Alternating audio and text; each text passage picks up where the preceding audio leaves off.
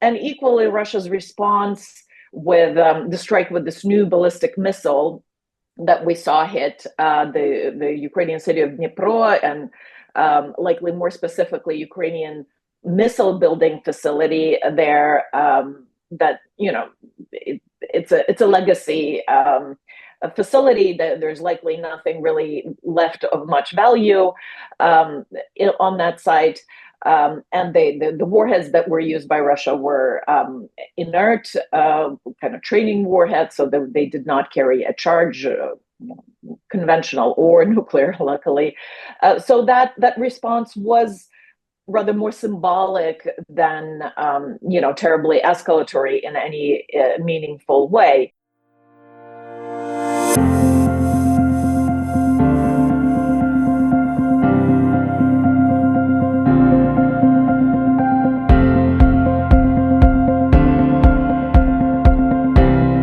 Hello and welcome back to The Focus. Today we tackle one of the most pressing and perilous topics in modern geopolitics, the shadow of nuclear escalation in the Ukraine war. As the conflict deepens, we see high-stakes decisions from Biden's green light for Ukrainian strikes into Russian territory to President Zelensky's provocative rhetoric, NATO or nukes. But what does this mean for the war, for Europe and for global security? Joining us today is Dr. Mariana Budjeryn, a renowned Harvard scholar on nuclear history and security, to unpack the following chilling scenarios. Why might Russia be more likely to use nuclear weapons if it's winning? Could Ukraine seriously consider nuclear rearmament in the face of broken promises like the 1994 Budapest Memorandum? And how do these dynamics redefine the global rules of war in the nuclear age? Stay with us as we dive into the critical questions of our time and what's at stake for all of us right here on The Focus. Mariana, welcome to The Focus. Thank you for inviting me. Mariana, regarding the Biden administration's decision to allow the use of long-range ATACMS on Russian territory, how much did this represent a policy shift? Well, from the U.S. standpoint, of course, it was an important policy shift. If we recall, these systems, these ATACMS, have been released to Ukraine some time ago, about 2 years ago, by the Biden administration, but their end use has been limited. And the question of allowing strikes onto the Russian territory has become quite a matter of debate for some time. And it seems that the debate itself elevated the matter quite seriously, and thus the decision to allow the strikes have become a significant and monumental shift. But looking more closely at the consequences, both positive and negative, as it were, of this decision, they seem to be far less dramatic than the debate leading up to the decision might suggest. Clearly, Ukraine's ability to strike into Russia, it will help the Ukrainian defense effort, but it will not change the course of this war.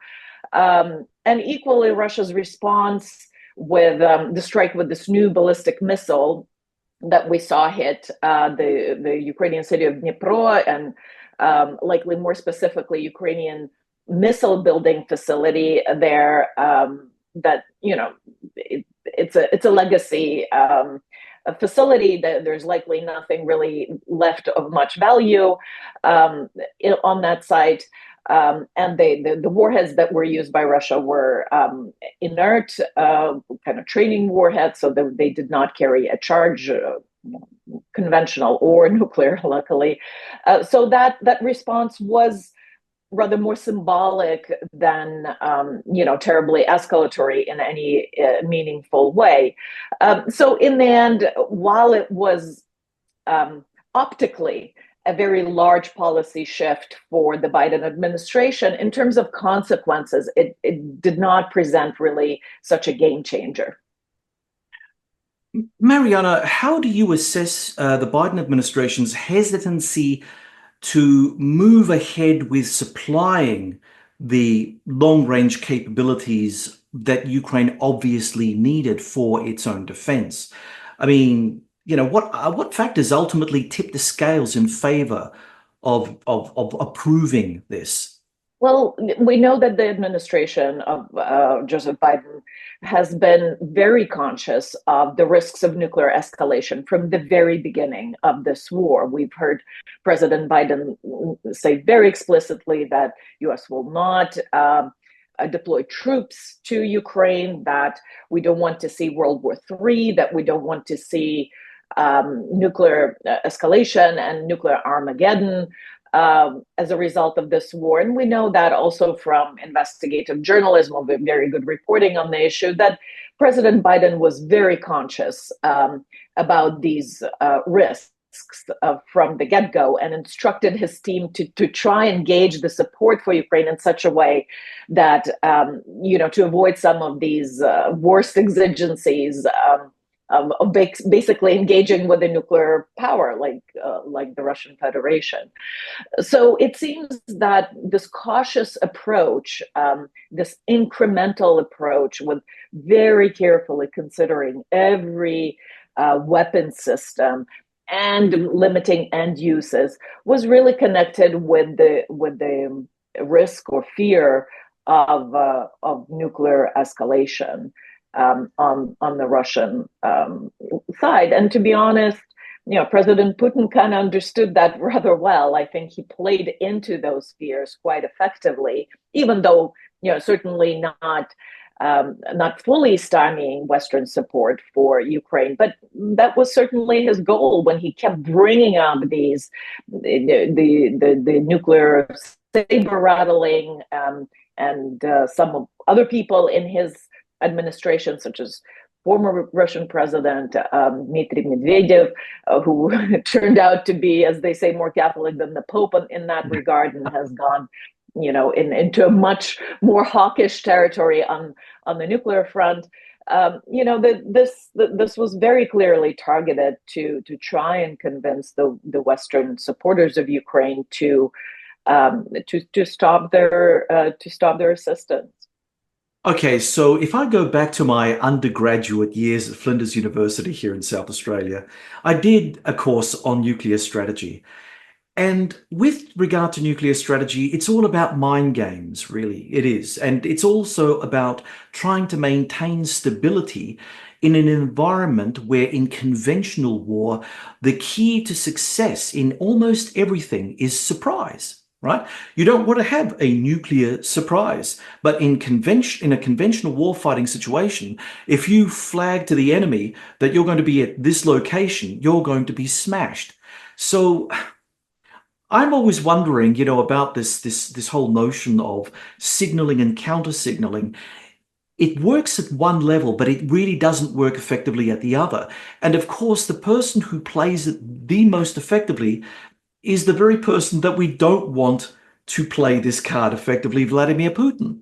So it's a terrible thing, really. Can you say something about how nuclear strategy more generally is, like a theater of the mind or chess in the back of one's head? Well, indeed, nuclear deterrence as such is quite a paradoxical concept. You're threatening the very thing you're trying to avoid happening, right? So you're threatening to retaliate with unacceptable consequences in order to dissuade your adversary to strike first, right? That's the basic concept of nuclear deterrence. And over the course of the Cold War, forests have been felled to print the books on nuclear strategy and to try and square that circle. How can you credibly threaten consequences so terrible that they're worth avoiding at all costs? And your means to do that is to threaten exactly that thing, right? During the Cold War, what has emerged is kind of this balance, as you said, kind of this situation of strategic stability. So the kinds of strategies and doctrinal pronouncements, right, doctrinal documents and force postures to dissuade a first nuclear strike between the two nuclear superpowers. So you had this survivable second strike capability, which is to say, if anyone dared in their crazy mind to initiate a nuclear strike, then there would always be enough nuclear weapons left, by the receiving country to retaliate, and that alone should dissuade the adversary from going first. That balance seemed to be in the way, or that stability rather, seemed to be something that President Putin no longer values, right? So his very strategy is now to weaponize instability and to weaponize risk, right? He's not trying to say, we are, on the nuclear level, things are stable. In fact, he is, mobilizing these fears and the instability and uncertainty to try not just to deter a nuclear strike by the West. Clearly, nobody in their right mind would consider that move on the Western side, on the US side, but to coerce nuclear powers, including the United States, to persuade them not to support Ukraine, but also to intimidate a country like Ukraine and Ukrainian leaders, which actually has been quite unsuccessful. So this use of nuclear threats, not for deterrence, as it were, but for coercion, makes things rather unstable. And we've seen that Russia has lowered its nuclear threshold, so-called, so broadened the universe of scenarios in which it might consider a nuclear strike. Now with this new amended, changed nuclear doctrine that just came out a few days ago. So it is trying to weaponize the kinds of risks that we thought were consigned to preserve stability on the strategic level. He's bringing them into this war for the purposes of non-deterrence, but coercion, essentially. There was something that I picked up in all of this, and that is, okay, so Putin is publicly rattling his saber and trying to scare everybody from doing anything with regard to Ukraine. Fine. But then, what about the covert activity happening, what isn't in the headlines, what's not making social media? The Western governments must be saying things to Putin to keep his expectations low in terms of wanting to reach for the nuclear button. Do you know anything of these behind the scene or back channel communications between the West, but more specifically the United States and Putin himself on this matter? So not much is known at this point. I'm pretty sure, in 20 or 30 years or so, when the archives open and people try and declassify documents, we'll know a lot more. But what we do know is that in the fall of 2022, when Ukraine was being successful on the battlefield and was pushing Russian troops out of, Kharkiv and the Kherson region, in September 2022 and into October 2022, that apparently Russian political and military leadership considered the use of tactical nuclear weapons. So we know that the American intelligence community assessed the risk of nuclear use in that period by the Russians in Ukraine at about 50%. That's actually incredibly high, right? Because we understand risk as probability times consequences. So even a very low probability times the consequences of nuclear use, which is very, very high, is already too much, that more than our level of comfort with nuclear threats and nuclear consequences. But a 50% risk is really high. It's possibly a historical high. And what we know, what happened and what ultimately might have proved effective to dissuade this kind of scenario, the development of the Russian nuclear use in Ukraine, is a combination of things. And one was a communication by the US government to the Russian government. And we know there was a meeting in Istanbul between CIA Director Bill Burns and his Russian counterpart, Narishkin, in Istanbul in November, were in no uncertain terms, apparently, the United States communicated that would be, Russian nuclear use would be a game changer in the war in Ukraine, and likely threatened or made clear that U.S. would resort to conventional strikes against Russian military targets on Ukrainian sovereign territory, so on the occupied territory by the Russians, but still Ukrainian sovereign territory. But the U.S. would resort to that use. So it was essentially a deterrent threat, so like a conventional deterrence against Russian nuclear use in Ukraine. In addition to that, we know there has been a communication at that time from the Chinese leadership.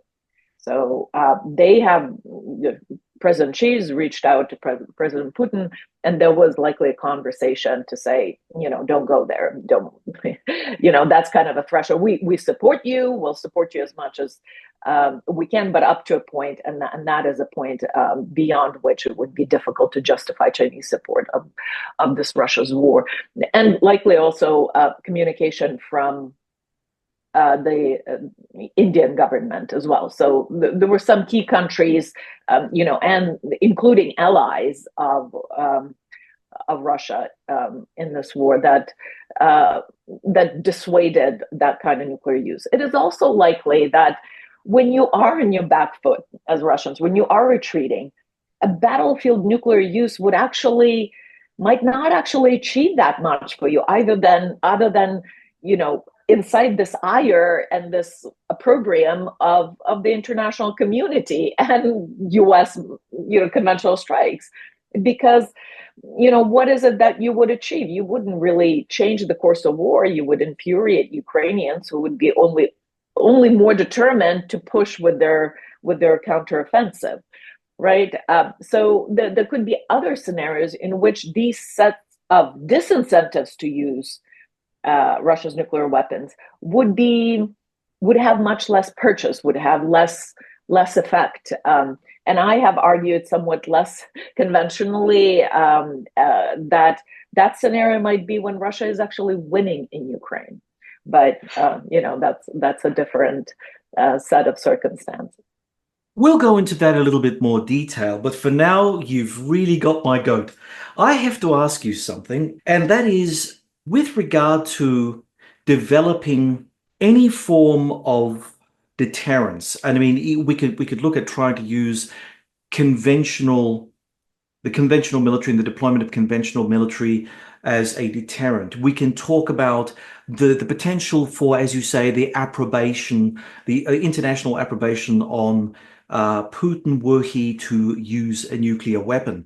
But there has been a contemporary precedent set by Prime Minister Benjamin Netanyahu in his ongoing campaign against Gaza and against the Palestinians more generally.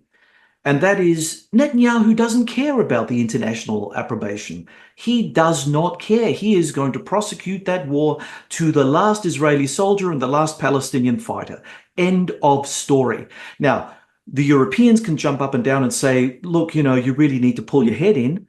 But Netanyahu's basically saying, no, not interested. So if Netanyahu can do it, why can't Russia? Why can't Putin say to the Chinese, hey, listen, nice that we have your support, but basically, this is our war. And as far as I'm concerned, it's an existential war for the future of Russia. And I'm going to prosecute this in any which way I like without you interfering and the West interfering and anyone else interfering for that matter. What is preventing Putin to march down the Netanyahu path to see this out completely? Well, I think Putin very much is treading Netanyahu path in conventional terms in Ukraine. I mean, this war is just as brutal, with Ukrainian POWs being shot, with civilians being targeted, with Ukrainian cities and the critical infrastructure being, demolished. So really, the nuclear facility, the largest nuclear power plant in Europe, the Zaporizhzhia nuclear power plant, has been fired at from tanks, taken over by military, turned into a military base. I mean, every single norm of international law, the Geneva Convention included, has been violated in this war. So it's fair enough to say, well, so many lines have been crossed. Will he really demur at crossing the nuclear threshold? And that's a fair question. I think it is a rather big kind of step to take from conventional to nuclear, even for someone like Putin. It is a different world. I mean, we haven't seen nuclear use in nearly 8 decades, since Hiroshima and Nagasaki in 1945. And it wouldn't be exactly, I don't think Putin would be inhibited by any moral reasoning That's for sure. in that use.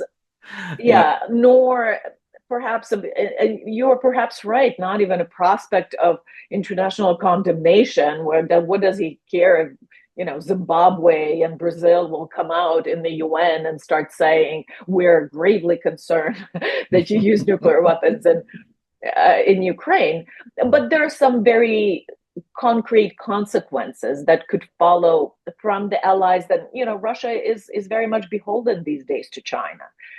It is reliant on China for the sale of its oil and gas, even though it's basically selling them at a very low price. Because of the Western sanctions, it's reliant on China for sourcing some of its, microchips and dual-use technologies that it needs to for military production, right? So China does have quite a bit of leverage right now over Russia. And the Chinese might decide that that's a step too far, right? So it would be very difficult for Chinese, who've always taken such a high moral ground on nuclear weapons, and they're the only country that have no first use policy and all these other things. It would be difficult for China to continue this kind of leadership, rising leadership role if they didn't do something, if they kind of condoned a nuclear use in Ukraine. Well, but we, certainly don't know. This is kind of a speculation more than anything. But I do think that it would be very difficult for the West not to respond with something, right? To just let this go. And what that something might be, remains to be seen. And again, I think when Russia is on its back foot and it uses nuclear weapons, when it's retreating and is trying to prevent an imminent defeat, I think the threat of Western retaliation against Russian military targets in Ukraine is a lot more credible. Russia's already kind of on its back foot, so just cream those targets, with long-range capability, conventional capability from bases in NATO in Europe. And, Russia's war effort is crippled that way. Whereas, again, if Russia is on the winning path, I wonder if the Western powers would carry out their threat to hit Russia, to retaliate with conventional means if Ukraine is already a lost cause, right? So there's a different combination of incentives and disincentives there. And we certainly don't know how that would play out. But I'm with you. I agree with you that international condemnation. These leaders, they don't care about that so much. I think that you have to look at exactly what they would be gaining and exactly what of value they would be losing as a result of such a decision. Mariana, I've heard this story a lot about, China being the senior partner in a senior junior partner role. If we take the World War II analogy, Germany had Italy as its junior partner. Now in the 21st century, China has Russia as its junior partner. I don't think the historical analogy is really that correct. And I also think that we're also in danger of using two things. Firstly, the rational actor model, meaning that everyone around the world, including President Xi, he's got his own pathologies. I'm not so sure that he's going to take clinical and precise action every step of the way, and he may misjudge. He may even misjudge Putin. I think that also the idea of the interrelationships, the economic interrelationships, yes, it's a good point, and it's a very well catalogued point in the public domain. But the thing is, the Chinese get something out of this as well. I mean, they need the oil and gas coming from Russia, and yes, they've strong-armed Putin to give it a cut-rate price. But without that oil and gas going into China, there'd be no Chinese economic miracle. That would just sputter to a halt. So one way or the other, there is a mutual dependency that I think we tend to underestimate when we're looking at Russia and China in a way that didn't exist between Germany and Italy, for instance, if you want to make that historical analogy. The other thing too is that, the Chinese military must be wondering, with all the little components and spare parts and things that they're shipping off covertly to the Russians, how are those things working in real time? It's a treasure trove for them to see how, Russian fighters are shooting missiles at Ukraine, or, for instance, drones and all that kind of thing, because, of course, they're looking at their own particular issues with the Americans over Taiwan, or, South Korea or Japan, for that matter. So, they have a vested interest in seeing actual war play out. They don't want to be part of the war. They don't want to actually have their troops on the ground in Ukraine to directly be involved, but they're quite happy for the Russians to go off and do all the testing and evaluating for them, and then their intelligence services get all the information and pass it back to the PLA. So I again, two things: rational actor, not so sure. Secondly, China does hold some cards, but it's a mutually assured situation between Russia and China to a great degree. China needs Russia as much as Russia needs China. But then again, we have to look at something else that's happened recently, and that is Vladimir Putin's come out with a new nuclear doctrine. Would you be able to explain to our audience what this new nuclear doctrine is all about, and does it necessarily change anything for us now in this 1,000 days of war? Well, the new nuclear doctrine, that has been in the works for some time. So for about a year, and in response to this changing security environment, as it were, and we were, it was quite widely expected that it would bring with it a lowered nuclear threshold, which it did. So the scenarios in which Russia could consider a use of nuclear weapon, the universe of these scenarios, as it were somewhat expanded. Some of the changes are quite semantic, I find. So, for instance, in the old nuclear doctrine that was adopted, the previous one that was adopted in 2020, one of the situations was in a large-scale conventional war where the very existence of the Russian state was in peril. In a case when the very existence of the Russian state was in peril. In the new doctrine, the wording has changed. In a large-scale conventional war, in extreme circumstances, or in extreme threats to the sovereignty and territorial integrity of the Russian Federation. All right, so who determines what constitutes an extreme threat to sovereignty and territorial integrity? I mean, Vladimir Putin does, right? So they kind of gave him more space for his interpretative, for interpreting when he might want to resort to nuclear use.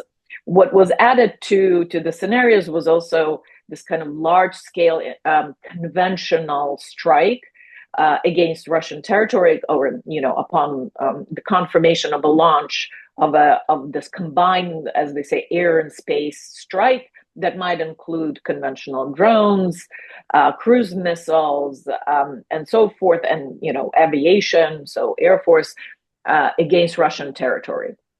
So you have some kind of massive strike, which certainly addresses the issue of the rise of these long-range drones and advanced conventional missile capabilities that could potentially, if it's massive enough, it could cripple the country. And Russia is doing that very successfully against Ukraine, so it knows what they're talking about. I mean, if you paralyze the energy infrastructure with such massive strike in a country, everything comes to a standstill. If there's no electricity, you can't restart the grid, and there's a complete blackout. that's it. His country is done for. But I think the changes are far less drastic that perhaps some would have, made them out to be. Clearly, the doctrine says that a resort to nuclear weapons would be in extreme circumstances, right? That remains, that is emphasized. Another thing about declaratory policy, it's a way of communicating deterrence threats, right? So it's not some kind of a manual for a leader where, there's a situation and President Putin pulls out this document and starts checking boxes if all of the, conditions are met. It's a way to communicate to your adversary and to communicate to your domestic audiences. And in some ways, I think there's some credence to the fact that given that there's a very hawkish contingent within the Russian political sphere, including, the mentioned former president Dmitry Medvedev, but there's also analysts such as Sergei Karaganov and Dmitry Trenin that really have come out. And these are figures that we've known for years. These are not crazy people. Some of them have been quite credible in the past. In fact, Dmitry Trenin had headed the Moscow Carnegie Center office, or Carnegie Institute, whatever, foundation office in Moscow for a while. And they have come out and said, oh, let's do a preventative strike against NATO just to show that we mean business, that, reestablish a credibility, reestablish a deterrence, because clearly the West is not afraid enough of us. Look, they're providing these weapons to Ukraine despite all of our threats. So in a way, this doctrine was a lot more modest than these calls. And in a way, it was an answer also to these domestic hawkish lobby to say, no, guys, cool it down. We're going to keep this to extreme circumstances, and we're not going to do a preventative strike against NATO. For me, at the end of the day, it's just part of this nuclear rhetoric and nuclear signaling to the West. It's just the latest iteration of the nuclear signaling, and certainly. It's not a definitive guide, this doctrine, to how nuclear weapons might be used in a real crisis, in a real conflict, when it comes to it, when the push comes to shove. For instance, we already discussed this situation in October 2022.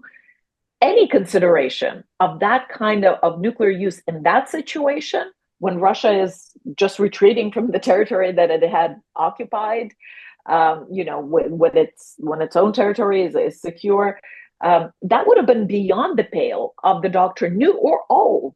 And Russians still considered a nuclear use, and I don't think it was the doctrine, the old doctrine that prevented them from this decision. It was certainly more of a deterrent threat from the West and whatever communication might have happened from China and others.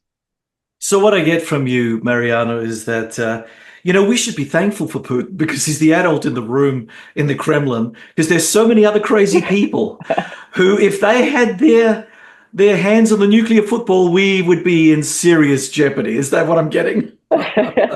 Well, yeah, the bar's pretty low, it's supposed. You don't say. All right. Well, look, Mariana, if you don't mind, I'd like to go back and revisit this whole ATACMS thing, this long-range ATACMS thing. So international relations is an interesting domain.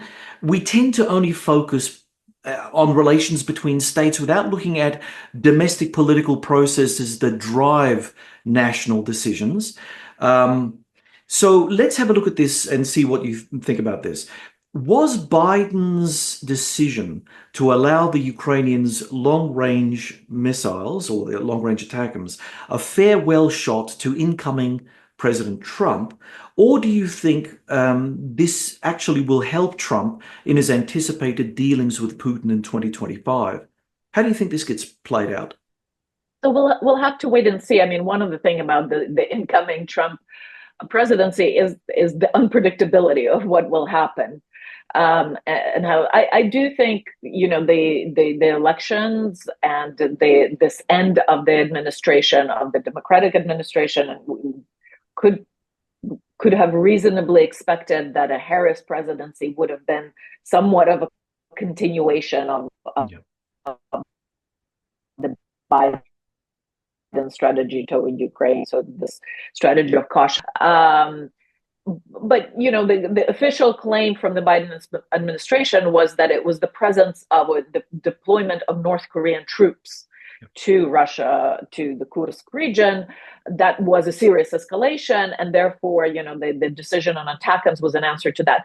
That doesn't quite make that much sense to me because, certainly deployment of 3 or even 5 or even 10,000 of North Korean troops, or involvement of regular North Korean troops, is a troubling development, but it's also a sign of Russian weakness. Oh, not a weakness, but it's manpower issues. Let's put it that way. It's a very costly war for the Russians, and even their latest advances over the past couple of months that have been significant comparatively to the previous one, that the pace has picked up.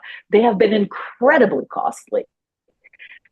I mean, they have this meat grinder attacks. I mean, they're losing a ton of people.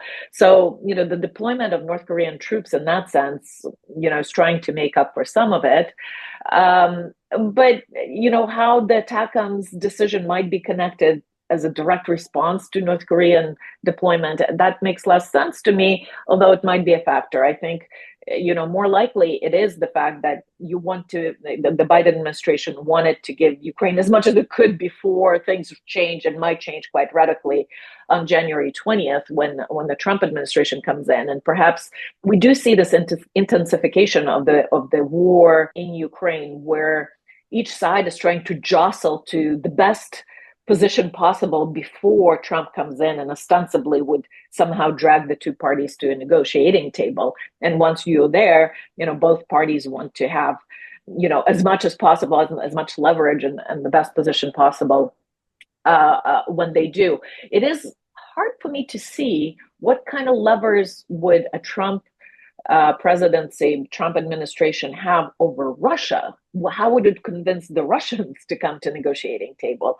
But perhaps, there are some strategies of sort of peace through strength. I don't know. Maybe they could threaten to provide Ukraine some kind of terrible, terrible big weapons unless Russia comes in. I don't know if that would work, and then we'll see if then the Trump would have to deliver on that promise. So that things could play out in any number of ways. But I see the ATACMS decision really, it shouldn't have been such a big decision to begin with, John, because it just seems that, these are, say long-range weapons. They're actually a short-range ballistic missile, for all intents and purposes, right? Long-range are intercontinental ballistic missiles. That's what we know. And then there's a medium and intermediate range, anywhere from 500 to 5,500 kilometers. And these things fly 300 kilometers in their longest modification.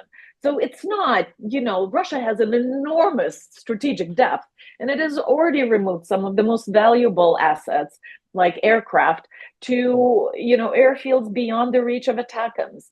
And we see that Ukrainians go after oil refineries. They go after, there's a bunch of smaller targets, but also these are scarce weapons. Ukraine does not have large stocks of ATACMS or, the Storm Shadows and Scalps that France and UK have provided, that also have been now, Ukraine has been allowed to use those on the Russian territory. Those are not huge stocks, and they're expensive weapons. So Ukraine would really have to prioritize how it uses them, and against, the kind of the biggest, the most valuable targets.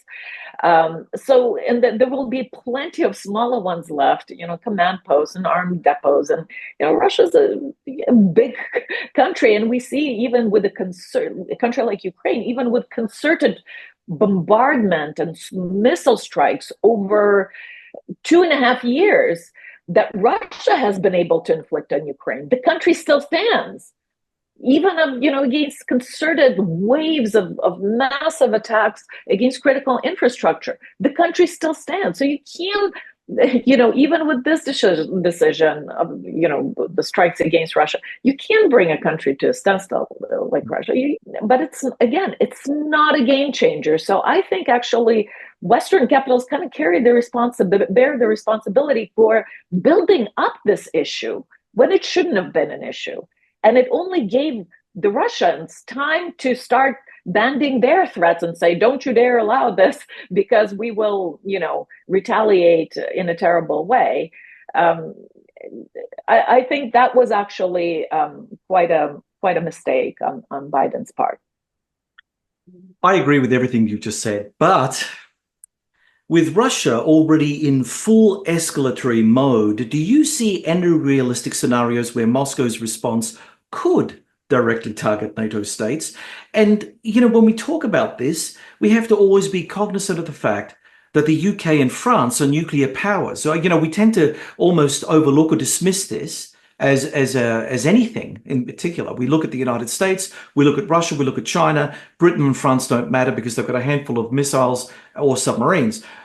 Those missiles could literally level Moscow quite nicely, thank you very much. So I think it would need to bring that into some sort of consideration. Were there be sort of escalation to include a NATO state being targeted, which then leads me to another angle here, and that is, where does the British and French nuclear strategy come in terms of providing extended deterrence to other parts of Europe? I know that they're not meant to, but I mean, that's in an official capacity.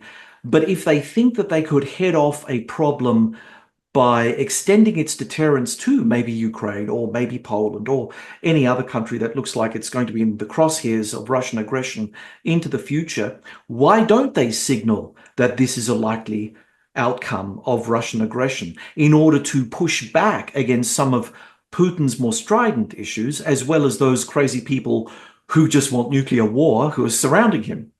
I don't know. Makes sense to me. So there's a lot of questions in that, right? But because, I mean, Europe is facing not two major, variables, as it were, two major threat factors. One, of course, is Russia and its war in Ukraine. That's undermining European security. And as you say, there's a question of, even when if Ukraine falls, would the Russians go further? Or even if if Ukraine still stands, but this war is simmering, will Russia escalate and dare to strike against NATO countries? And the other huge factor is the US role in European security. And we don't know, it's not looking particularly promising with the Trump presidency, who said, who has been notoriously not particularly committed to European allies. And we know that people around him that are coming in are a lot more focused on China and the Asia Pacific theater than they are in Europe, who they think Europeans are kind of rich and wealthy enough, and as you say, they have two nuclear powers, France and UK, and should be able to fend for themselves. And then with the NATO military spending and all of that would have to be stepped up. So Europe has to make some really hard decisions in consideration for those two. And there's a big question whether the US role or traditional role that has been developed and instituted basically and took hold in European security architecture over decades now, since 1949, when NATO was formed, whether any combination, any one state or combination of states, a coalition of states could step into that leadership role. Certainly, there has been a recurring narrative or recurring kind of specter of Euro deterrence. Normally, that has been the initiative of the French, who kind of try and position themselves as potentially a power that could extend deterrence to the rest of Europe.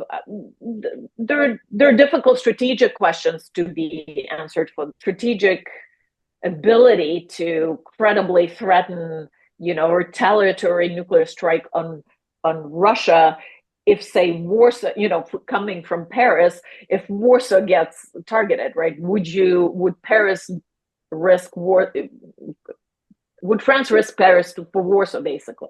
But that's a kind of question of any of any extended deterrence credibility type of issue. Would U.S. risk D.C. for Warsaw too? Yeah, right. It's a hard case to make. But what U.S. does have is this decades-long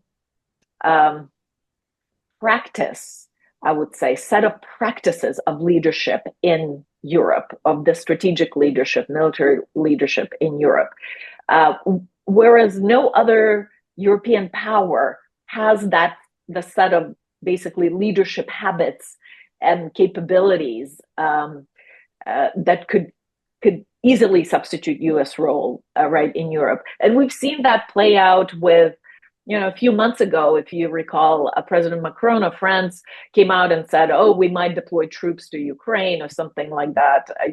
We'll support. And literally the next day, the German Chancellor Scholz came out and said, "No, we shall do no such thing." And you see that this is an indication that France didn't do what U.S. would have done in that case, which would have been to go quietly and consult with each ally and make sure when the message comes out that there's this, show of unity. You align your allies first behind your communication, your decisions, and then you come out and do, make a statement as consequential or, potentially as that. And France hasn't done that, and it was a show of disunity, as it were, in Europe. So it's these, it's these kind of smaller things, actually, I think, that will come to matter in a way when Europe is faced with the decision to how to substitute this traditional U.S. role. I think also there's a lot of emphasis on, when we think of deterrence, right, and what deters a Russian aggression, for instance, against NATO countries, there's an overemphasis on the nuclear part. Because when we think deterrence, we automatically think nuclear, right? Like who would retaliate? Would France then be kind of the extended deterring power? But I think there's a lot more to deterrence than just nuclear weapons, right? Europe is a conventionally superior force if collectively taken, in terms of quality, but also, quantity of armaments and troops and so forth. Yes, they have to be cobbled together from different nations, but there is, that NATO does exercise together. There is this military force. There are plans, operational plans for how this could look like, with or without, United States. And I think Europe would be well advised to start kind of revising these plans just in case, for contingency if US pulls out. How would these kind of conventional mobilization, conventional force look in case, US is not present? So that the very even political kind of conceptual idea that if you pick a fight with just one, if Russia picks a fight with just one ally, then it has 30 some other countries to deal with. In whichever way, right? Conventional, military, economic, nuclear, economic, whatever. But it just makes the situation that much more complicated. It opens up so many other fronts, right? That alone is kind of a deterring thing. So I think this kind of collectivity, this unity of NATO, is as much a deterrent as a threat of nuclear retaliation. I mean, think now with Finland sharing a border with Russia. I mean, having, you pick a fight with Estonia, suddenly you got to defend the border, whatever it is, 1,000 kilometers now, or something like that, or 500, with Finland, a NATO ally. It's a big decision to make for Russia to really start an overt aggression against a NATO country. I think what we're going to see is a lot of more of the so-called hybrid threats. We've already seen some cyber activity in Europe. We've seen cables cut. We've seen, these kind of like sabotage, kind of undermining, probably playing into some internal politics, right? Empowering right-wing populism. Nothing new. Russia has been doing that for years, but kind of stepping up those efforts to try and subvert and blow up that unity that presents a threat, or it presents kind of a deterrent factor to Russians. Blow that up from within. I think that is a lot more likely. And Russia does have, a number of tools to pursue that. So again, this is something that Europe should be very vigilant about and not be led down the wrong path. Mariana, again, I agree 100%, but I come back to what I said earlier. The European Union is not a rational enterprise. You're absolutely correct that the unity that it has currently developed, it's an imperfect unity. It is fragile. And because the Europeans are on the defensive and have not taken proactive measures to counter hybrid attacks on its soil with hybrid attacks on Russian soil. Now, I know that on the escalatory ladder, it's tit for tat, and eventually you're going to get to the big bomb and everyone's going to run and scream for shelter. But ultimately, the bully in the school ground, we're talking about basic psychology here. We can sex it up and say, oh, nuclear strategy is not like, schoolyard antics, or high politics is not like school. Rubbish. It's basic psychology.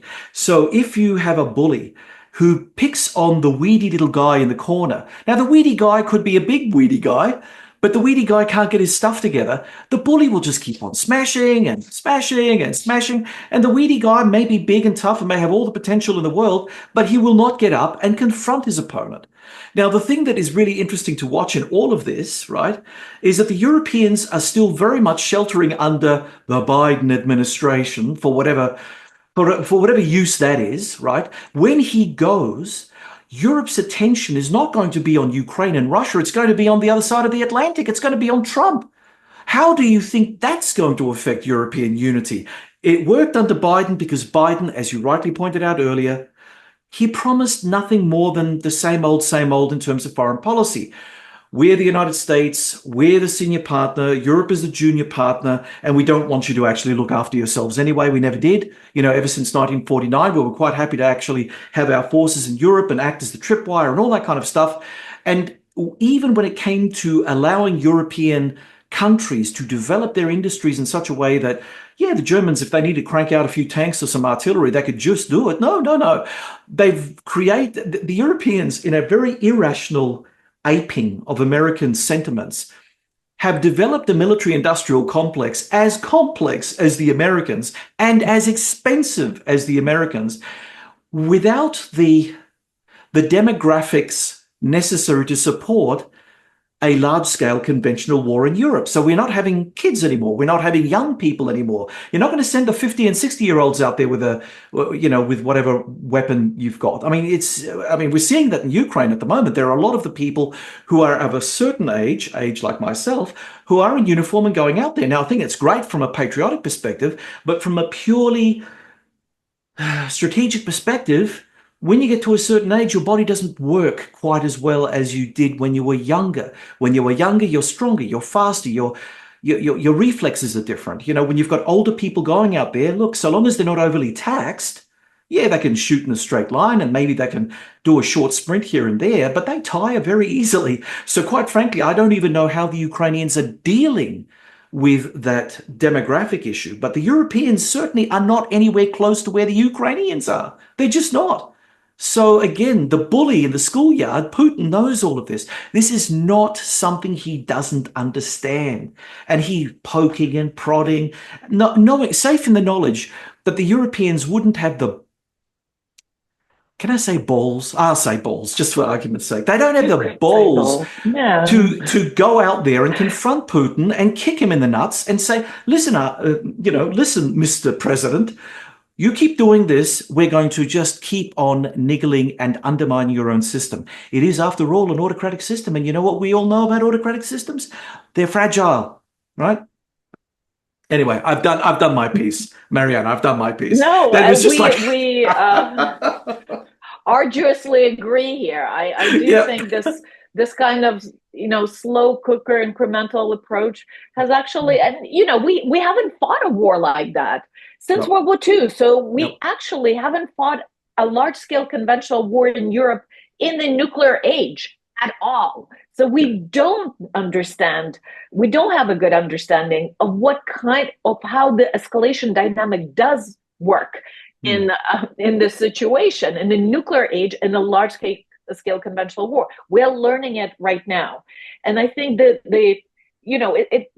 hindsight is 2020. Right now, we can look back, at 2022 at February and say, what would have worked is to the moment the Russian boots stepped over Ukrainian border, about 200,000 Russian boots stepped over Ukrainian border. Yeah. Ukraine should have been flooded with weapons. And while the lines were still, in flux, before the Russians dug in, before they built 4 levels of defensive fortifications down in the south, while they were still fragile, just flood them with weapons and let them kick the Russians out. Right? But these, Ukrainians came in and they were like, can we have some javelins, please? What is a javelin? It's a thing you hoist on your shoulder to shoot at a tank. No. It's not even a real weapon. I mean, it is, right? But like in the scope of weaponry system, we're now at F-16s, right? Yeah. Ukrainians ask for Stingers. What are Stingers? They're manpods you shoot at helicopters. U.S. flooded Afghan mujahideen with those in the 1980s when, the Soviets were in Afghanistan. Yeah. The CIA flooded those into, poured those weapon systems into Afghanistan, into like non-state actor mujahideen. Ukrainians were begging for those, and it took weeks and months for these systems to get released. So this kind of incrementalism, and right now we have a situation where, billions of dollars in military aid have been spent in Ukraine, and it's considerable. It's some people's taxpayers' money, but the result is very difficult to achieve if the timing is right. Warfare is very much about timing, about taking advantage of opportunities. You were talking about surprise, right? You have to have the tools you need at the time you need, not 5 months later, right? So even with all this large scope of aid, Ukraine wasn't able to make the best of it if it had it, in a timely manner. So these are the lessons that Europe should draw now. And as you say, there's a lot of moving parts in Europe. Europe is not a unitary actor, right? And it's a bunch of countries that each have to deal with their own domestic politics that could go either way, right? But we have seen, though, that even, largely dysfunctional and large systems such as the European Union which modus operandi is kind of muddling through, was able to come together in the face of threat. I mean, I think, European and NATO unity has come as a surprise to Putin as well, right? He thought they would roll over like they did in 2014, frankly speaking.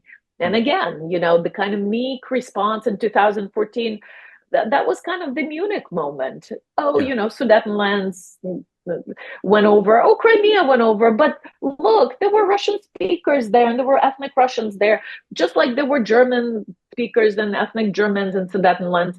So it kind of made sense. And, Crimea was so important historically to Russia.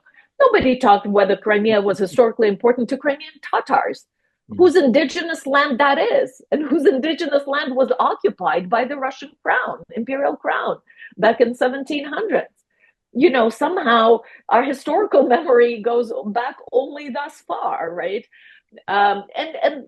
These false, this kind of historical ignorance, as it were, if you are going to use historical arguments for these things, has done a disservice to Western countries. And in 2014, where it was like, well, Crimea, it was bloodless. And so, change of international borders by force. But, really, it's kind of okay. And what conclusions would you have made from that if you were Putin? Is like, what, Europe will not react. But it did in 2022. And I think, again, we don't know how rational Putin is. and how his brain works. I mean, I wouldn't want to go into that dark place, nowhere near, but I think perhaps he does see that, it was a surprise, right? I think his two presumptions were Ukrainians would be supportive of Russians, right? So a large part of the population would greet Russians with flowers. It would be a no-brainer. Russian troops would be in Kiev in 72 hours or whatever. That has been a wrong assumption, right? Based probably on the wrong intelligence that he's been fed. He's been, as you say, in authoritarian regimes, they tell their leader what he wants to hear, not what the reality actually is, right? Mm-hmm. And his other wrong presumption was also not irrational, based on past experience, was that the West is not going to react. The West is not going to stand up for Ukraine. And in that, he too was wrong, right? So now he's got a long and messy and bloody war in his hands. And, even though most of the bloody noses that have been given to the Russians are by Ukrainian hand, not precisely, as you say, directly by Europeans, and we are yet to, hopefully we won't see it, but it's a big question how Europeans would perform, even with all their training and everything like that, how they would perform in a combat with the Russian battle seasoned troops, with all the experience in Syria and now in Ukraine. And who would want to send their kids to end up and risk ending up a Russian POW, and we know how that goes, right? Mm-hmm. But the bloody nose that has been given to Putin has actually been quite costly. Russia is not 9 feet tall, and we've seen that their conventional military performed poorly. They're struggling with manpower. They're bringing North Koreans and possibly Houthis now. Their economy is not doing well. No, it didn't collapse overnight after the sanctions were introduced, but it's taking a toll. The ruble is at a historic low right now. Inflation is high. Their prime rate, their federal rate, is at 20%. I mean, their economy is not doing very well. They're trying. They kept it together, somehow, but it's only, it only lasts so far. So, if it is a war of attrition at this point, if Europe could just stand its course, if it could just stand behind Ukraine, I think, we will see that, not that Russia collapses or whatever, but its war effort is being undermined in a considerable way. Do you think that this is the Western hybridized response against Russia, that we've successfully weaponized the sanctions to nobble the Russian economy in a way that not even Putin himself understands, because he's not that sort of capitalist. He's more like a mob boss. The only thing that he really understands is force and a baseball bat to the back, or from an Australian perspective, a cricket bat to the back of someone's head. That is how he plays his politics. And because he plays his politics in such a brutal manner, he doesn't seem to think that the suffering of many Russian people, whether in terms of being press-ganged and sent off to the Ukrainian front, is any big deal to him, or that the babushkas back home can't feed themselves because, well, there's no food. Right? So, I mean, is that our response? Is that a sort of like a passive-aggressive Western slap to Putin, which Putin just doesn't recognize? Well, the sanctions have been considerable, right? It's the most comprehensive sanction regime that Russia has ever known. I mean, it's comparable, I suppose, to that of Iran. The question is also the enforcement of sanctions. We've seen that, Russia uses third parties to circumvent sanctions. The day after the sanctions were introduced, a whole bunch of Russians started traveling to Tehran to learn how to survive under sanctions and, what loopholes there are and things like that. And they have been, partly successful in that, but it still takes a toll. But I wonder, John, if actually Putin, I don't think Putin can disregard his domestic constituency that, completely, right? Clearly, he doesn't care for the babushkas and the young men he sends to die, but he is, as a kind of personalistic autocratic ruler, he is very much reliant on that popular support. Right, he is the Tsar that needs to be loved and adored and seen as he's doing the right thing for Mother Russia.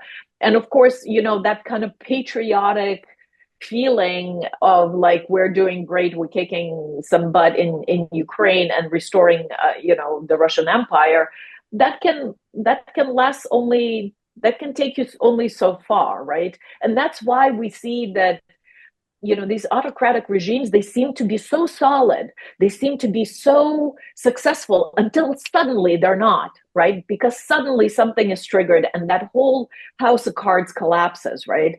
So part of Putin's success as a leader, if we could call it that, his longevity in the Russian political system, has been, he's a very deft manager of these complexities. He gives the masses what the masses need to get. He manages kind of the oligarchic clans in a way, that they're kind of these vassals, right? Like, as you say, as a mafia boss, like he's got shares in different businesses, so he could, in different sectors, so he could have leverage over these people, right? But that, when that kind of system that he himself personally manages, right? Personally built, in fact, comes under so many stressors, it does become a lot harder to maintain and a lot harder to manage. So something might give, and and then you have the nationalities question. Russia is still a multinational empire, and the non-Russian nationals have been disproportionately thrown into the meat grinder, right? Russia has not officially mobilized their men. There was kind of unofficial mobilization, but really Russia is paying out recruits. This is a very costly war, right? This is the first time in history that Russia has to pay or, scrape its prisons, but also that also ends, right? That manpower. And and the payouts to the Russian populations are considerable as it's trying to finance its war effort and military production. So there are multiple stressors on the Russian system. So if Europe could just put in the screws, and put its money where its mouth is, and enforce those sanctions. And right now they're looking on completely cutting off Russian gas supply to Europe that has been transiting through Ukraine. So kind of end that at the end of the year. Just kind of continue chipping away at that country. I think we're going to find that Russia is a lot more fragile than it might seem from the outside. Yeah, I agree with that. I'm John Bruni, and you're listening to Sage International's The Focus podcast. From Portugal, we're speaking with Dr. Mariana Budjeryn, Senior Research Associate with the Project on Managing the Atom at the Harvard Kennedy School's Belfer Center, Massachusetts, in the USA. Mariana, next on the agenda, Zelensky's NATO or nukes remark oscillate between a diplomatic ploy and a security ultimatum. Do you believe this is primarily a strategic bluff to push NATO membership, or is there a genuine consideration of reviving nuclear ambitions? So, certainly the question of nuclear weapons and nuclear armament and disarmament in Ukraine is a very sore question. Let's start there. And, to recall, Ukraine had inherited, a considerable nuclear arsenal from the defunct Soviet Union back in 1991. And by 1994, it decided to surrender this inheritance and to join the Treaty on the Non-Proliferation of Nuclear Weapons as a non-nuclear weapon state. Right, in exchange for these security commitments from nuclear powers, security assurances recorded in the Budapest Memorandum. Russia was one of the signatories. It violated egregiously its commitments, and certainly, already back in 2014, after the annexation of Crimea and the war in the Donbass started, there have been voices in the Ukrainian political sphere and public sphere to say, listen, the agreement is off the table. We gave up nuclear weapons in exchange for these security commitments. Now they're broken. And so we are free to reconsider our nuclear decision making or our nuclear options, right? This is, of course, not an easy question because much of for one thing, what Ukraine had inherited back in 1991 wasn't really kind of a ready to use nuclear deterrent. Ukraine would have still had to invest quite a bit of money, effort to convert these bits and pieces that had inherited into something that it could use for its own strategic purposes, which would be to deter Russia, right? So this was not kind of a usable, quote unquote, deterrent, right? But equally, Ukraine also inherited certain infrastructure, parts of military industrial complex, scientists, know-how. There were people with security clearances in the Soviet bomb project, in the Soviet nuclear labs. Much of that has atrophied over the 30 years. Much of that is gone. So Ukraine is not in the same situation in terms of these capabilities as it was, in the early 1990s. So today to say, oh, we'll just, rearm, it's actually a bigger question and a harder question, the harder project that it would have been back in the early 90s, where lots of these elements were still in place. I do understand in a way, and I empathize with this message of President Zelensky that, listen, like, what options do we have, right? Like, either you give us a guarantee, a meaningful security guarantee, or we have to fend for ourselves. And if we have to fend for ourselves, we are free to consider all these options, right, on the table. And nuclear option, we're up against a nuclear armed country. And we see that, their nuclear threats and their nuclear armaments, they do make a difference. Right, that probably we would have gotten much greater, more robust support, less cautious support if Russia were not a nuclear state. And it remains to be, another counterfactual is, what if Russia were not a nuclear power? Do we think Russia would have dared to invade, knowing, that it couldn't rely on its nuclear deterrence, nuclear coercion, nuclear saber rattling to dissuade, participation of NATO states or Western states to come to Ukraine's aid? I'm not so sure, right? So clearly, in this situation, in this war in Ukraine, Ukrainians are saying, nuclear weapons seem to be working for an aggressor. Like, we should have options too. But in very, practical terms, certainly during the course of this war, in the next 5-10 years, whatever, it's not a credible threat. It's not a credible threat to say that Ukraine would develop nuclear weapons, simply because it would be a difficult task to muster.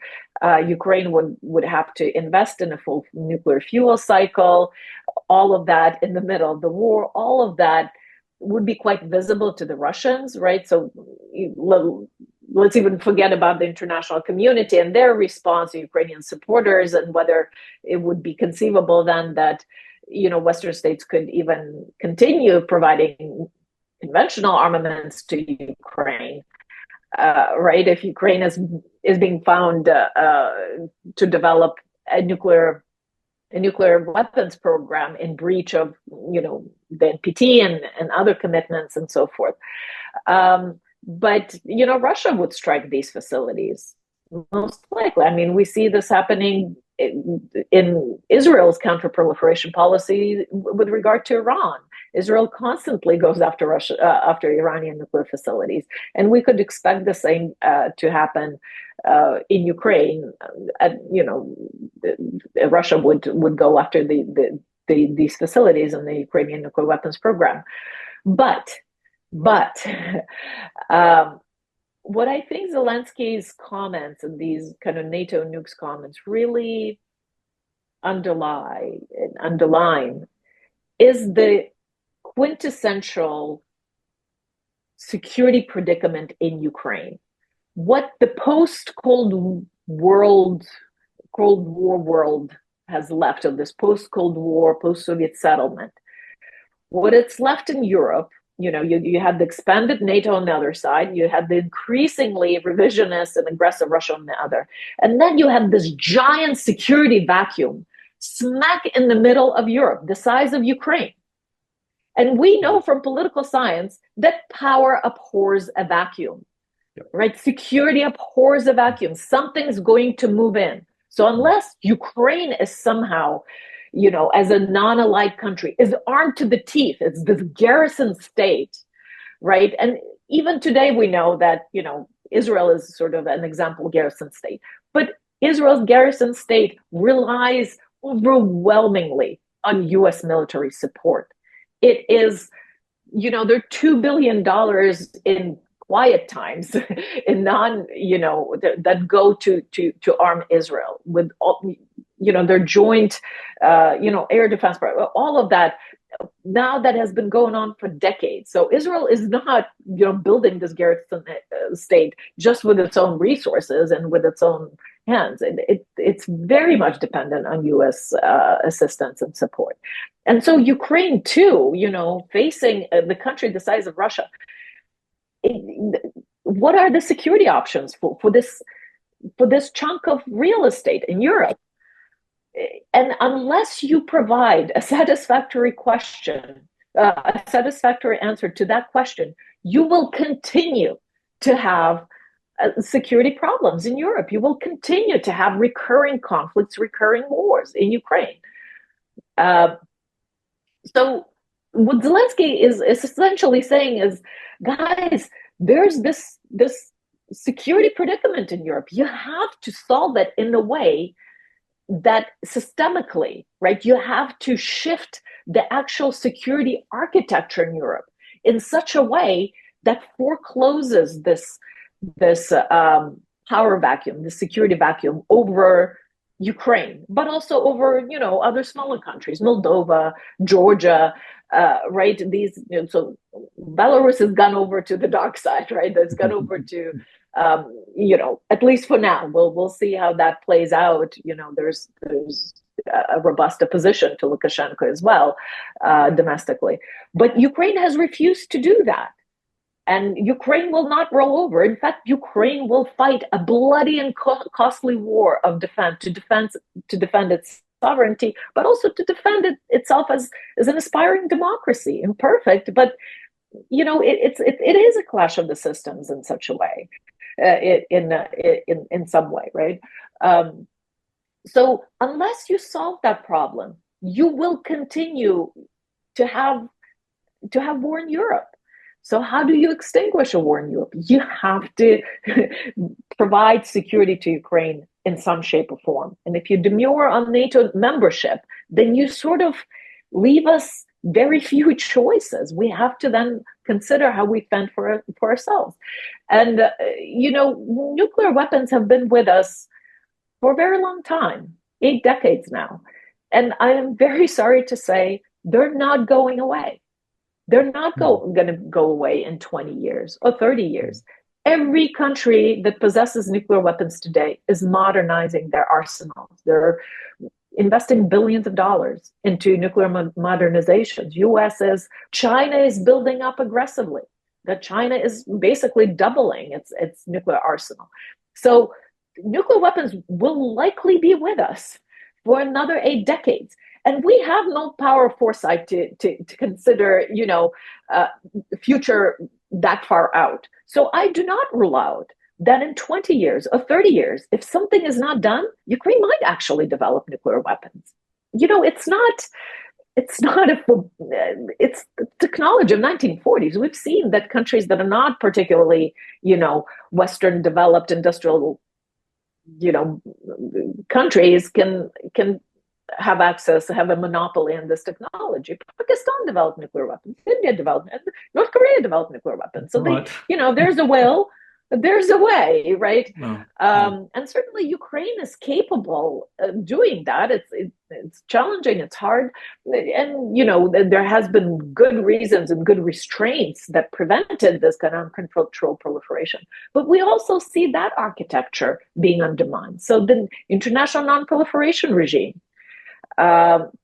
there's hardly any cooperation within that setting right now. There hasn't been a consensus final document in the NPT review conferences now for 10, 12, 15 years. I can't remember now. It used to rest on very close cooperation of the United States and the Soviet Union and then Russia. Well, those two states hardly even speak to each other now. If Iran goes nuclear, which it very well might, then you will have as many states outside of the NPT and the non-proliferation regime, as many nuclear states as you have inside. Inside, you have the nuclear five: US, Russia, China, UK, and France. And outside, you now have four: Israel, India, Pakistan, and North Korea. One more, and there's a parity. So, kind of, what's the point? Every pillar of that nuclear non-proliferation treaty is being undermined. The Article 6 that obligates nuclear weapon states to conduct negotiations in good faith towards the cessation of arms race and total and complete disarmament. What arms control negotiations can we see happening in this world? None.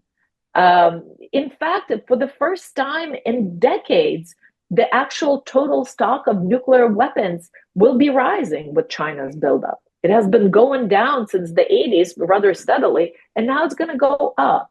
That kind of system, which we thought was, so robust and so salient, and it was going to last forever. Well, nothing will last forever, as we well know. An NPT regime might collapse. On that note. Look, honestly, I have to make a quick apology to the audience. We are having a few latency issues, so sometimes the connection's a bit unstable. But that's the peril that we run using Zoom or any other platform. Sometimes, if there's just too much bandwidth being taken off, you end up having these issues. Sadly, we just had that last piece of yours go a little bit crumbly, but never mind, we will soldier on. Look, last two questions, Mariana, and thank you again for your time. You've been absolutely fantastic. The first thing is, actually, make that last three questions, and I'll make them short. So the first thing is the idea of a negotiated settlement with Ukraine becoming a sort of Finlandized, Swedenish, neutral type country, right? Now, you say that basically, Ukraine without proper security guarantees is just asking for trouble further down the line. And I totally agree with that. But, we've got things like the Kellogg plan that apparently Trump 2.0 is working on at the moment, where they're going to be strong arming both Putin and Zelensky, bringing them to the table and creating this wonderful neutral space in Europe. But have they not quite understood that neutrality, the whole notion of European neutrality, has been thrown out the window since the Russian invasion of Ukraine? I mean, the countries that were the strong arm of neutrality in Europe, Sweden in particular, but Finland as well, they've jumped camp. They've gone off to NATO. They think, bugger this neutrality thing. I mean, if the Russians come after me, I want Article 5. I don't want to have to stand by myself like the Ukrainians did and basically cop it sweet from the Russians. So we've got that kind of little issue. What do you say about the neutrality issue in terms of how the Americans under a Trump administration will try to create a novel European space to secure Ukraine's future? Well, to be short, I think it would be very difficult for exactly the reasons that you outlined, right?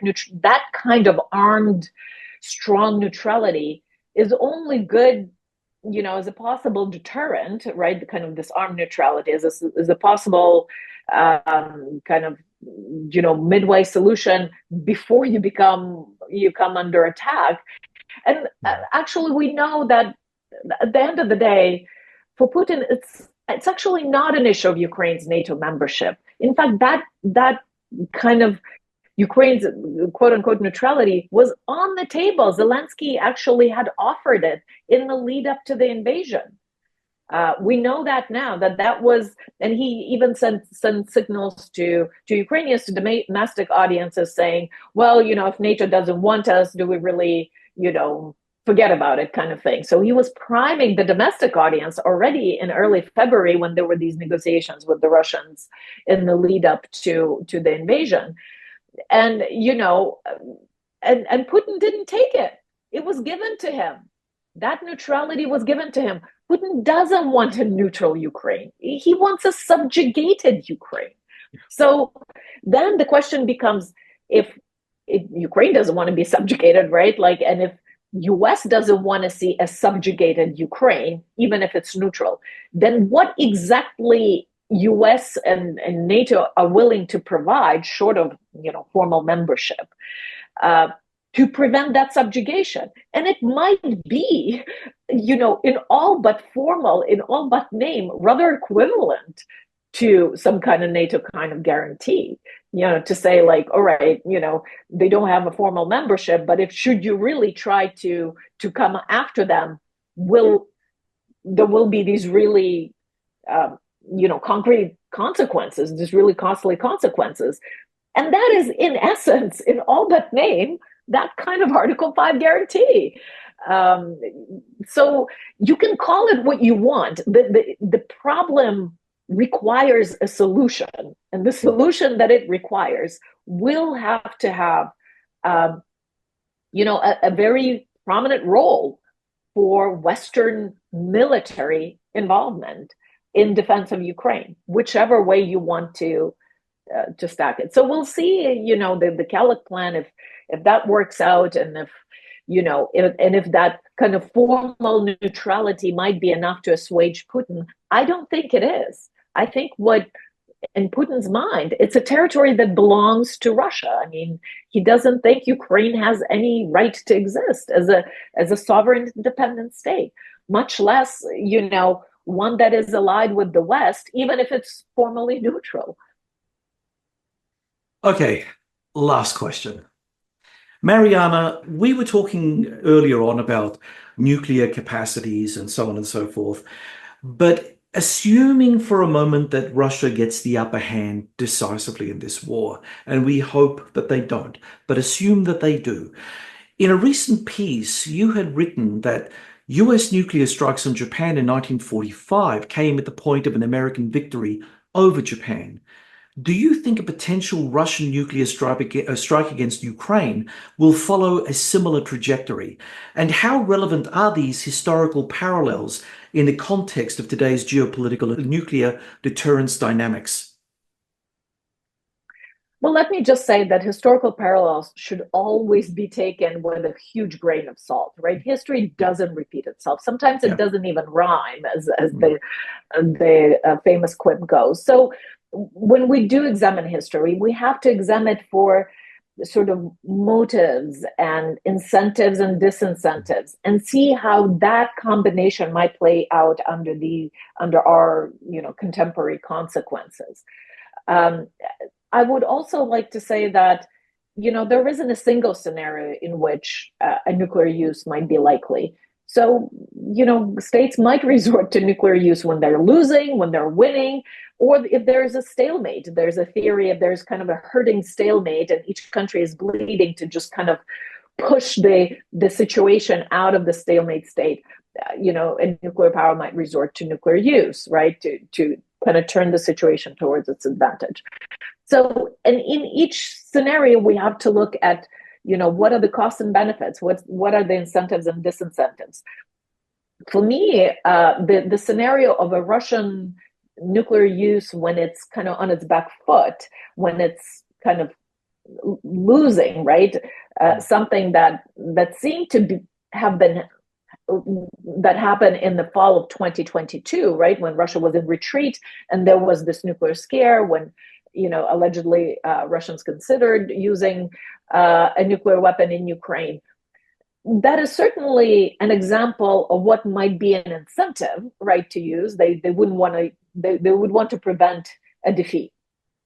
But it is also an example of what is the combination of disincentives, of something that might have worked to prevent that from happening. And as we discussed, it might have been this combination of factors: a credible, credible threat of conventional retaliation by the West, and the position of the allies whose support Russia needs, right? China, India, possibly others, but also the fact that nuclear use is a tricky thing, even militarily. So if you use a tactical nuclear weapon, say on the battlefield against an advancing troops, how many will you really kill with a tactical nuke? It might not achieve the actual military ends that you are hoping for. And, the battlefield use nuclear use would complicate the battlefield for advancing Ukrainian troops, but also for your own troops, because they're in such proximity. And none of the militaries, including the Russian military, as far as I know, have been, training this operation in a battle on the battlefield that's affected by nuclear weapons. It used to be a very regular set of exercises during the Cold War, but for that, you have to have special protective equipment and all of that. You have to have capability to operate in that theater, and it wouldn't be easy. Again, if Ukrainians are advancing and Russians are retreating, using a nuclear weapon, say in a Ukrainian city, somewhere deep in the Ukrainian rear, to just intimidate Ukraine, would that really achieve its goals, or will it enrage Ukrainians further, even more, and galvanize their push? Then every man and woman and child will go to the front, to retaliate for that. But if Russia is winning, this was my argument in the piece that you mentioned, that set of disincentives and things Russia could potentially get out of that nuclear use, changes, right?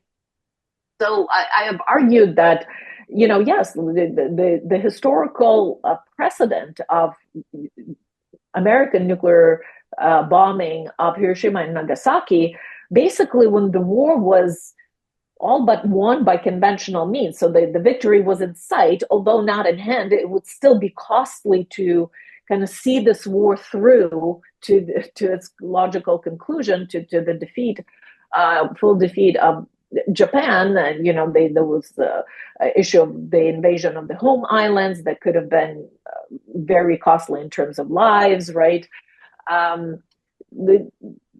Basically, this nuclear use by the Americans brought several things. It terminated the war quicker, even though U.S. was already on the winning path, but quicker and at a lower cost. It didn't have to expend the troops to invade the home islands. It allowed the Americans to dictate the conditions of war termination. So unconditional surrender, right? Occupation of Japan. And it made an impression on the Soviet Union. It was a political move. And it did. It achieved these things in the end.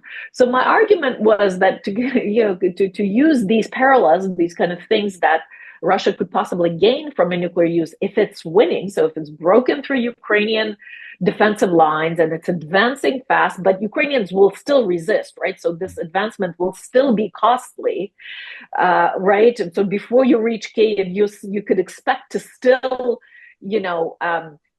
expand and have huge casualties, right? Or you can just lob off a nuke against some secondary Ukrainian city, let's say Vinnytsia or Mykolaiv, Kryvyi Rih, demolish that city and say in 3 days Kiev is next, unless you surrender unconditionally. Yep. At that point, Ukrainian resistance would be suicidal.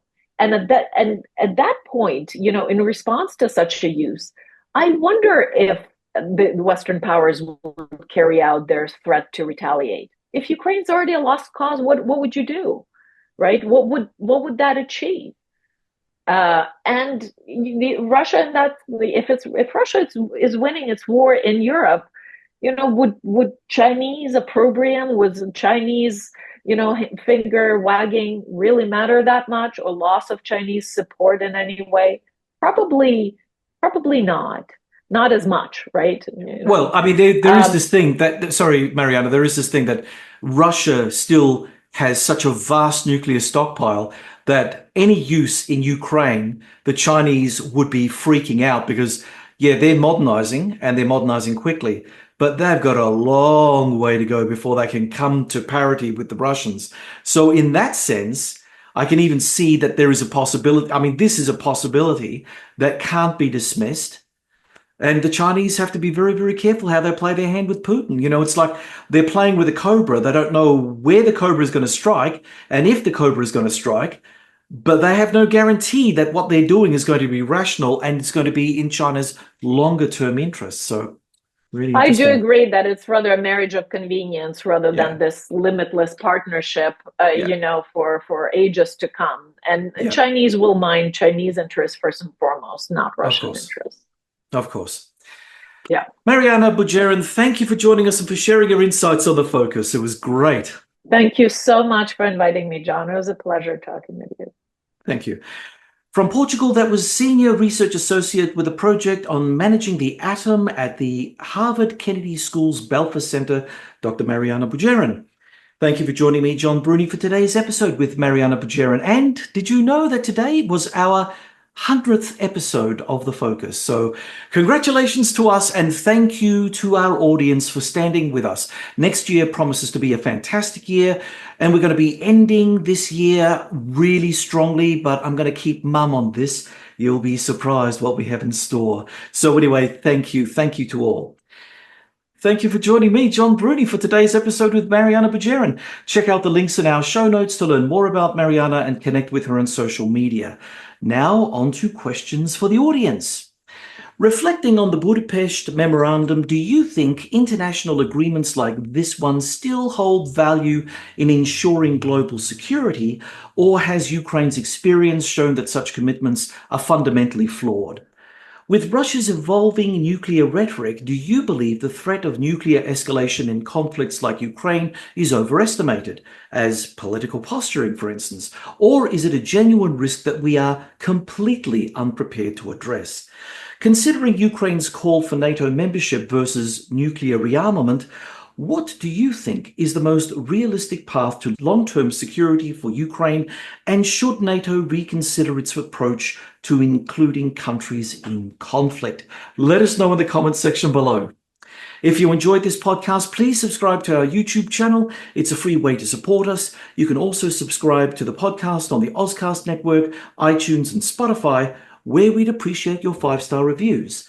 Do you have comments or questions about the podcast? Post them in the comments section on YouTube and I'll do my best to respond to as many as I can.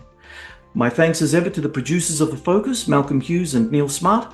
Please stay connected with us on social media. Follow me on X at Bruni Doctor and follow The Focus on X at @thefocus_sage with a very croaky throat.